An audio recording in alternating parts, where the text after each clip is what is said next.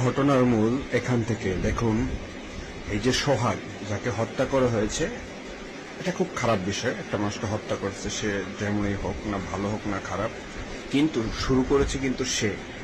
ওই একটা লোক বসা আছে, সোহাগ এই যে ঢুকতেছে, এই যে ঢুকবে, ঢুকে তার মাথার মধ্যে চেয়ার দিয়ে কত জোরে একটা বাড়ি দিছে, একবার চিন্তা করুন। তাহলে এই যারা এখানে করতেছেন, আপনাকে যদি এরকম একজন বাড়ি মারতো, আপনি কি করতেন? আপনি সে সময় কি রিয়াক্ট করতেন? এটা এখন দায়ভার দিচ্ছেন। সোহাগও ভালো লোক না, এটা তার কর্মে কাজকর্মে বোঝা যাচ্ছে। দেখেন সে কি করতেছে।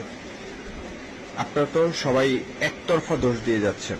তাকে হত্যা করছে, এটা আমিও বলবো, হত্যা করা কাউকেই কাম্য না, এটা ভালো না। কিন্তু সে এই যে লোকজন নিয়ে এসে এখানে কিন্তু গ্যাঞ্জামটা সে সৃষ্টি করেছে। ওই লোকটাকে দেখেন কিভাবে শট মারতেছে, আপনি দেখেন। তাহলে এইটার কি বিচার হবে? শুরু করছে সে লোকজন নিয়ে এসে ওই লোকটাকে মারতেছে।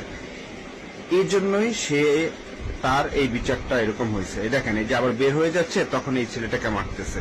মানে সেই সন্ত্রাস, কিন্তু সেই একটা বড় সন্ত্রাস। কিন্তু এটা দোষ দেওয়া হচ্ছে অন্য মানুষকে। হত্যা করছে এজন্য সবাইকে দোষ।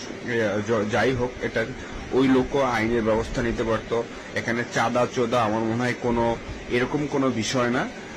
এটা বিএনপির উপরে ডাইরেক্ট দোষ দেওয়া হচ্ছে, কিন্তু এটা তাদের পূর্বের কোনো শত্রুতা বা কিছু বা এইগুলো কিছু নিয়ে এই লোকটার মাথায় কত জোরে একটা চেয়ার দিয়ে বাড়ি মেরেছে, খুবই দুঃখজনক। আর তাকে হত্যা করছে, এটাও দুঃখজনক। হায় রে, আমরা বাঙালি বুঝি কম চিল্লাই বেশি।